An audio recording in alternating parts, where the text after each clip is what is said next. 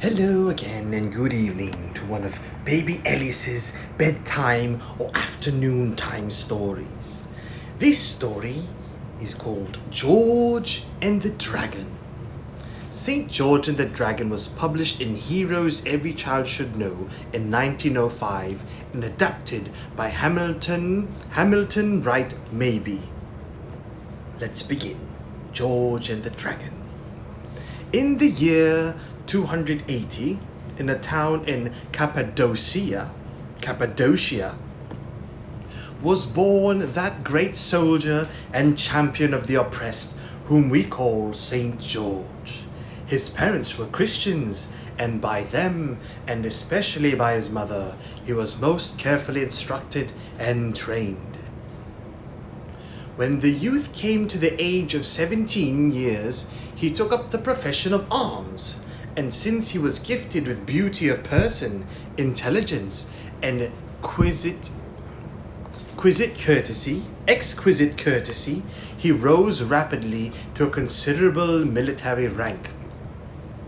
Especially he pleased his imperial master Diocletian. One day, while the emperor, who was devoted to the worship of Apollo, was consulting at a shrine of that god upon an affair of much importance, from the dark depths of the cavern came forth a voice saying, "The just who are on the earth keep me from telling the truth. By them the inspiration of the sacred tripod is made a lie." At once the emperor was stricken with consternation and asked who these just people were. "Master," answered one of the priests of Apollo, "they are the Christians." This answer so enraged Diocletian that he rekindled his persecutions. Now from the first, the young soldier George had burned with indignation because of the unspeakable cruelties put upon Christians, and he had spoken out boldly in defense of his brethren. His friends had counseled silence and prudence, but George would have none. He knew, however, that he might be called upon to suffer at any time, and he hoped to do better work for the world and to die after braver effort. He therefore distributed his money and his fine apparel among the poor and needy, set free all the slaves he possessed, and went forth upon nightly travel. While pricking one day through the plains of Libya, he came to a certain city called Selene, the people of which were bewailing a dire misfortune that had come upon them. An enormous dragon had issued from a marsh neighboring the town and had devoured all their flock and herds. Already the monster had taken dwelling near the city walls, and at such distance the people had been able to keep him only by granting him 2 sheep every day for his food and drink. If they had failed in this, he would come within their walls and poisoned every man, woman, and child with his plague-like breath. But now already all the flocks and herds had been eaten. Nothing remained to fill the insatiable maw of the dragon, but the little people of the homes and hearths of all the town. Nothing remained to fill the insatiable maw of the dragon, but the little people of the homes and hearths of all the town. Every day 2 children were now given him. Each child taken was under the age of 15 and was chosen by lot. Thus it happened that every house and every street and all the public squares echoed with the wailing of unhappy parents and the cries of the innocents who were soon to be offered. Now it chanced that the king of the city had one daughter, an exceeding fair girl both in mind and body, and after many days of the choosing of lots for the sacrifice, and after many a blooming girl and boy had met an unhappy death, the lot fell to this maiden, Cleodolinda, When her father, the king, heard his misfortune, in despair he offered all the gold in the state treasury and even half his kingdom to redeem the maiden. But at this many fathers and mothers who had lost their children murmured greatly and said, O king, art thou just? By thy edict thou hast made us desolate. And now behold, thou wouldst withhold thine own child.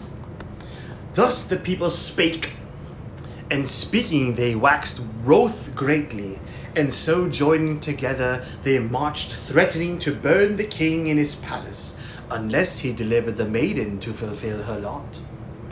To such demands the king perforce submitted. And at last he asked only a delay of 8 days, which he might spend with the lovely girl and bewail her fate. The people granted. At the end of the time agreed to, the fair victim was led forth. She fell at her father's feet, asking his blessing and protesting she was ready to die for her people. Then amid tears and lamentations she was led to the walls and put without. The gates were shut and barred against her. She walked towards the dwelling of the dragon, slowly and painfully, for the road was strewn with the bones of her playmates, and she wept as she went on her way. It was this very morning that George, courageously seeking to help the weak and strong to serve the truth, was passing by in his nightly journeying. He saw stretched before him the noisome path, and moved to see so beautiful a maiden in tears. He checked his charger and asked her why she wept. The whole pitiful story she recounted, to which the valiant one answered, Fear not, I will deliver you. O noble youth, cried the fair victim, tarry not here, lest you perish with me. Fly, I beseech you. God forbid that I should fly, said George in answer. I will lift my hand against this loathly thing, and I will deliver you through the power that lives in all true followers of Christ. At that moment the dragon was seen coming forth from his lair, half flying and half crawling towards them. Fly, I beseech you, brave knight, cried the fair girl trembling. Leave me here to die. But George answered not. Rather he put spurs to his horse, and calling upon his lord, rushed towards the monster, and after a terrible and prolonged combat, pinned the mighty Hulk to the earth with his lance. Then he called to the maiden to bring him her girdle. With this he bound the dragon fast, and gave the end of the girdle into her hand, and the subdued monster crawled after them like a dog. Walking in this way they approached the city. All the onlooking people were stricken with terror, but George called out to them, saying, Fear nothing, only believe in Christ, through whose help I have conquered this adversary, and live in accord with his teachings, and I will destroy him before your eyes. So the king and the people believed, and such a life they endeavored to live. Then St. George slew the dragon and cut off its head, and the king gave great treasure to the knight. But all the rewards George distributed among the sick and the necessitous, and kept nothing for himself. And then he went further on his way of helpfulness.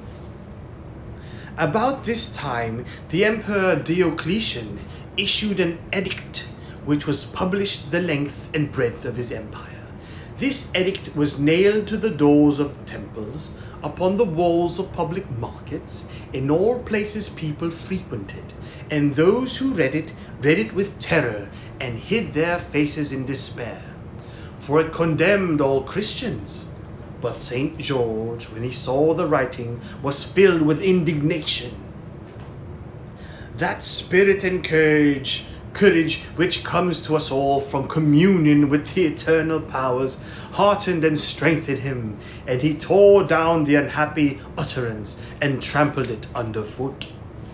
Thus prepared for death, George approached the emperor. "What wouldst thou?"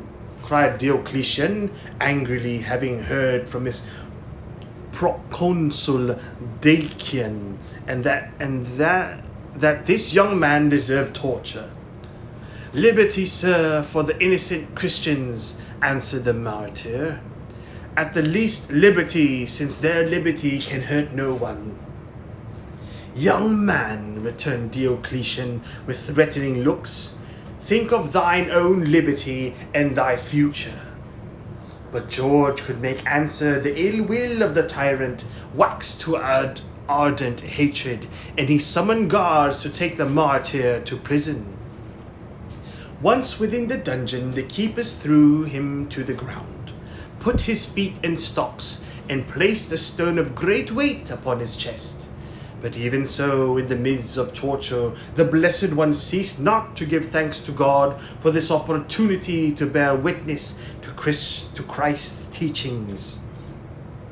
The next day, they stretched the martyr on a wheel full of sharp spokes, but a voice from heaven came to comfort him and said, "George, fear not. So it is with those who witness to the truth." And there appeared to him an angel brighter than the sun, clothed in a white robe, who stretched out a hand to embrace and encourage him in his pain. Two of the officers of the prison who saw this beautiful vision became Christians, and from that day endeavored to live after the teachings of Christ. There is still another tale that after George had been confronted by the angel who descended from heaven, his tormentors flung him into a cauldron of boiling lead. And when they believed they had subdued him by the force of his agonies, they brought him to a temple to assist in their worship. And the people ran in crowds to behold his humiliation, and the priests mocked him. The emperor, seeing the constancy of George, once more sought to move him by entreaties. But the great soldier refused to be judged by words, only by deeds. He even demanded to go to see the gods Diocletian himself worshipped. The emperor, believing that at length George was coming to his right mind and was about to yield, ordered the Roman Senate and people to assemble in order that all may be witness of George's acknowledgement of his own Diocletian's gods. When they were thus gathered together in the emperor's temple, and the eyes of all the people were fixed upon the weak and tortured saint to see what he would do, he drew near a statue of the sun god Apollo and stretched out his hand toward the image. He said slowly, "Wouldst thou that I should offer thee sacrifices as to a god?" The demon who was in the statue made answer, "I am not a god. There is but one God, and Christ is his great prophet." At that very hour were heard horrible wailing sounds coming from the mouths of idols the world over, and the statues of the old gods either all fell over or crumbled to dust. One account says that St. George knelt down and prayed, and thunder and lightning from heaven fell upon the idols and destroyed them. Angry at the breaking of their power, the priest of the gods cried to the emperor that he must rid himself of so potent a magician and cut off his head. The priest also incited the people to lay hands on the martyr. So it was commanded that George, the Christian knight, should be beheaded. He was dragged to the place of execution, and there, bending his neck to the sword of the executioner and absorbed in prayer, he received bravely and thankfully the stroke of death in April 303. So stands St. George ever before the youth of the world, one of the champions of Christendom, a model of courage, a brave interceder for the oppressed, an example of pure, firm, and enduring doing for others, a true soldier of Christ. The end. And that concludes our story for the day, St. George and the Dragon, adapted by Hamilton Wright, Mabie. Good night.